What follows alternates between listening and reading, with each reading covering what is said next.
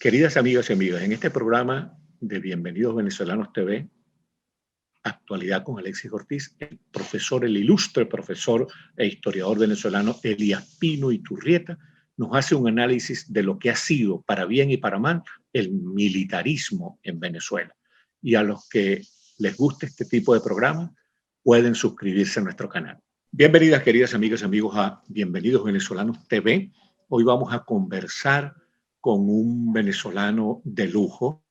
Él es un historiador egresado de la Universidad Central de Venezuela con un posgrado en el prestigioso Colegio de México, es miembro de la Academia Venezolana de la Historia y es pues uno de los historiadores emblemáticos de nuestra contemporaneidad. Nos referimos al profesor Elías Pino Iturrieta. Bienvenido, profesor. Hola, Alexis, muchas gracias por la invitación. Un gusto estar hablando un rato contigo. Muchísimas gracias. Fíjese, profesor, usted ha sostenido durante toda su trayectoria como historiador y en sus libros, que ya son bastantes, que el flagelo del militarismo ha sido una calamidad para Venezuela. ¿Podría explicar un poquito cómo se soporta esa idea? Mira, yo no estoy seguro de haber dicho eso, Alexis. No, como historiador yo no puedo decir eso. Okay. Yo lo que creo es que ha habido un fenómeno recurrente en nuestra historia desde la época colonial, que es el personalismo. Es decir, el dominio de un individuo armado y rodeado de un grupo de individuos armados que se impone sobre las instituciones. Es un fenómeno que viene del siglo XIX y que se convierte desde el siglo XVI, perdón, que se convierte en militarismo en el siglo XIX para permanecer en nuestras vivencias como sociedad hasta la actualidad. Yo creo que ese es un buen punto de partida, ver cómo existe un fenómeno que nos ha marcado la existencia y cómo ese fenómeno no tiene que catalogarse necesariamente como terrible ni como negativo, sino como explicable, como parte de nuestras vivencias, porque el punto radica en lo siguiente: ¿quién hace la república? Y para dejar de lado ahora la colonia, por ejemplo, y otros elementos anteriores al siglo XIX, ¿quién hace la república? Los hombres de armas, los militares. ¿Quién es el padre de la patria, fementido, amado y adorado? Un militar, un hombre con un sable en la mano y un caballo corriendo en las llanuras, que es Simón Bolívar. ¿Quién funda la República en 1830, luego de la separación de Venezuela de la Gran Colombia? El centauro de los llanos, el catire, el héroe de Carabobo, General Páez. Entonces, cuando abordamos el problema, cuando abordamos el asunto del militarismo, tenemos que encontrarle una explicación. ¿Por qué los militares han formado parte de la historia republicana? Porque fundaron la República. La República no la hizo un congreso de letrados y un convento de sacerdotes. La República se hace en el campo de batalla y quien impone la legalidad a su manera es el soldado con la lanza en la mano. Bolívar habló de las adquisiciones de la lanza. Las adquisiciones de la lanza de los lanceros es la República, y él habla de las adquisiciones de los demás, pero no de la suya. El primer gran adquisidor es un hombre de charreteras en un caballo blanco llamado Simón José Antonio de la Santísima Trinidad. Cuando nosotros internalicemos esto, veremos de manera diferente el asunto, no como problema, sino como parte raizal de la República. La República no la hacen los arcontes, la República la hacen los soldados. Y esos soldados... En este caso, profesor, no se podría apreciar eso como una disminución del papel de los héroes civiles, de Rosio, de Miguel José Sanz, de Vargas, de esa gente. Bueno, eso también habría que pensarlo. Fue muy importante la participación de los civiles, pero nómbrame tú un elenco de civiles entre 1811 y 1830 que dejan obra y que esa obra repercute en la sociedad y la modela. Bastan los dedos de una mano. Entonces no hay que arrinconarlos, no hay que ignorarlos, pero no hay que subestimarlos. un solo pensador importante civil, vamos a decirlo claramente, tiene Venezuela entre 1811 o 1810 y 1830, tú lo acabas de nombrar, Juan Germán Rocio. Pero fíjate tú qué casualidad. Bueno, y Miguel José Sanz incluso no tuvo el reconocimiento del Barón de Humboldt por su formación intelectual. ¿Y qué ganamos con eso? ¿Y qué ganamos con eso? Humboldt echó bendiciones por todas las regiones equinocciales.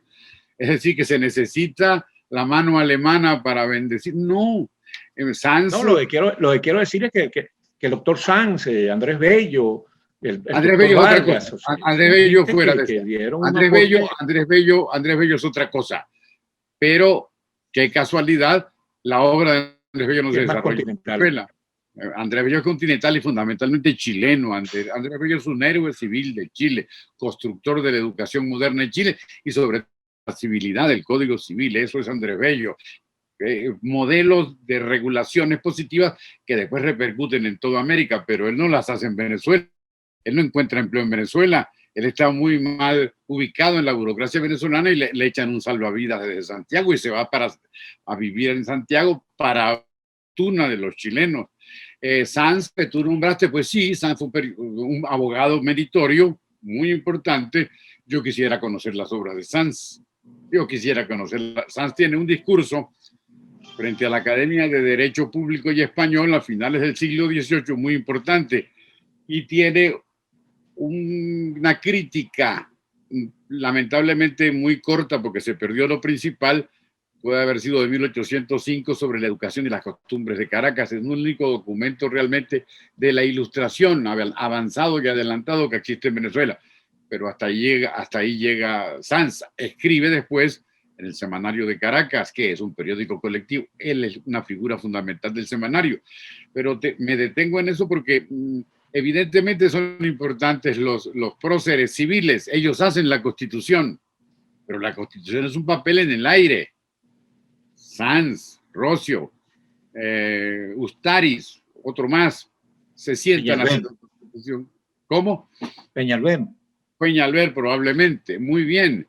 O muy malo o muy nada. Pues esa Constitución no se aplica y tenemos que aspirar al gran legislador. Es decir, Bolívar se asume como legislador e inventa la Constitución de Angostura. De Angostura, sí. Que dura una temporadita, porque después dice, señores, lo mejor es que nos convirtamos en colombianos y dejemos de ser venezolanos. ¿A qué título? ¿A cuenta de qué? Diría mi abuela. A cuenta de que yo tengo la espada en la mano.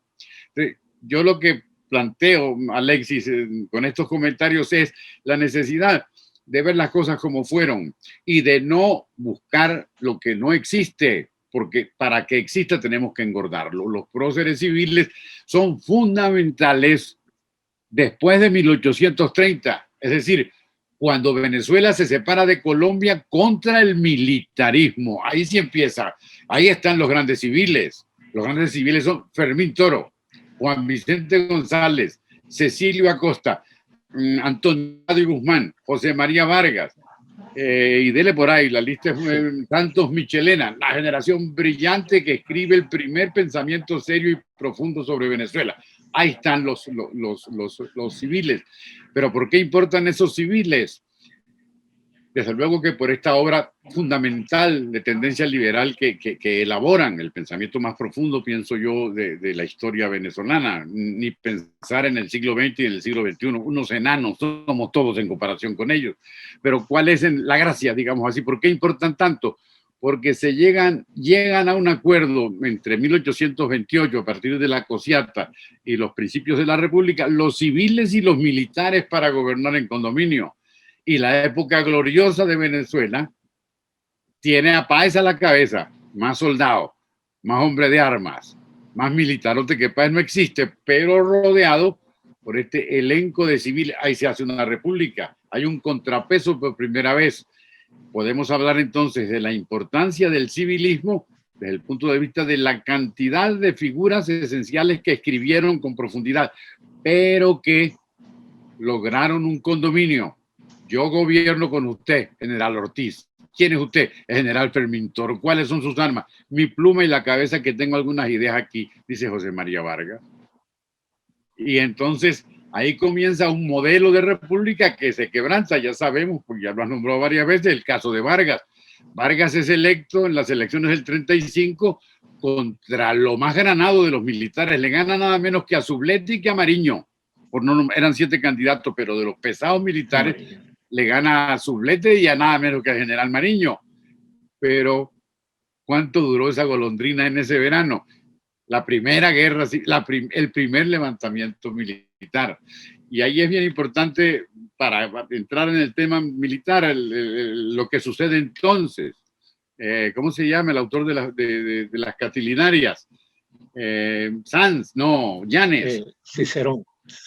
No. El de las Catilinarias de Venezuela. Catilinarias venezolanas. Él dice que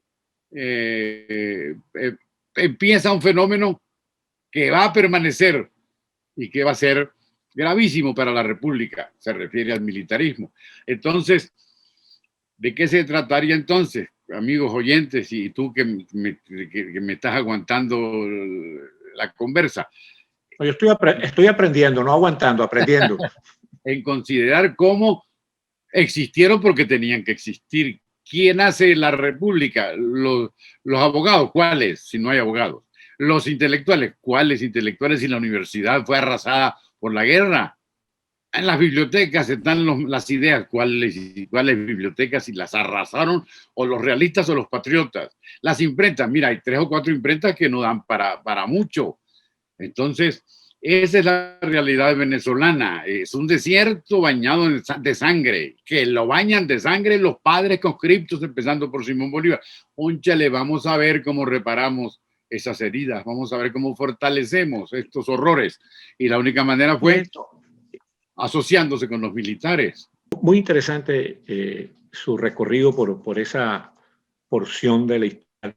Fíjese usted, profesor, para aprovechar estos 3 minutos que nos quedan, en una oportunidad el profesor, que fue profesor mío en la universidad también, Manuel Caballero, decía que los mejores años de la historia de Venezuela fueron los 40 años de la democracia civil. Esa afirmación se puede sostener. Sí, de 1998, de 1958 al 98. Yo absolutamente sí. Es decir, si vamos a hacer un panorama, si miramos la generalidad, es evidente la diferencia de la historia que vivimos los venezolanos, es decir, la historia que hacen nuestros padres y nuestros abuelos en relación con la que hicieron antes. Se establecen las pautas de la democracia representativa y se vive en democracia representativa. Se hace una república liberal, pero otra cosa muy importante, se hace en paz.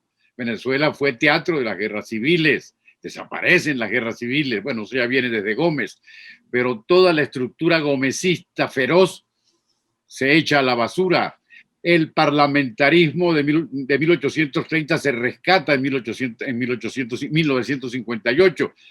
La búsqueda de frenos y contrapesos para impedir el fomento de la extrema derecha o de la extrema izquierda a través de golpes militares ocurren entonces. La pacificación de Venezuela, los grandes programas de obras públicas, la alfabetización generalizada, la electrificación, el dominio del territorio por las carreteras, el plan de becas Gran Mariscal de Ayacucho.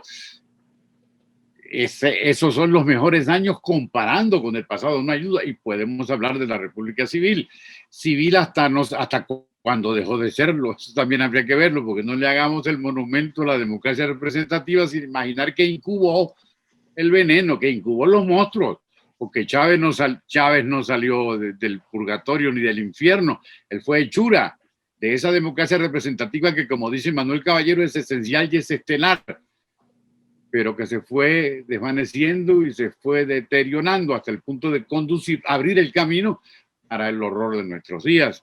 Yo creo que el punto está en dejar aquella cosa, por ejemplo, de decir, éramos felices y no lo sabíamos. No éramos felices, porque si hubiéramos sido felices, no, el paraíso permanece y no pasa este desastre, no había paraíso. Pero evidentemente se sentaron las bases para una vida, para una sociedad hospitalaria. Venezuela nunca había sido una sociedad hospitalaria y lo es se comienza a perfilar en 1945 con el golpe de Medina y con el trienio Adeco, pero florece sin lugar a dudas entre la presidencia de la presidencia de Rómulo Betancourt y la última presidencia y la segunda presidencia de Caldera. Viene un derrumbe indiscutible, de manera que esa felicidad supuesta que existió, en caso de que hubiera existido, caramba, la regalamos, la botamos, la dilapidamos. Bueno, querido profesor, muchísimas gracias. Realmente que ha sido una conversación bien instructiva y provechosa. Ojalá tengamos la oportunidad de volver a conversar con usted desde esta plataforma digital, porque vale la pena. Bueno, te agradezco mucho la comunicación, Alexis, y nada, fue un placer y muchos saludos a todos los que tuvieron la paciencia de escuchar esto. Hasta pronto. Un gran abrazo. Muchísimas gracias también a ustedes, queridos amigos y amigos, por habernos visto y escuchado.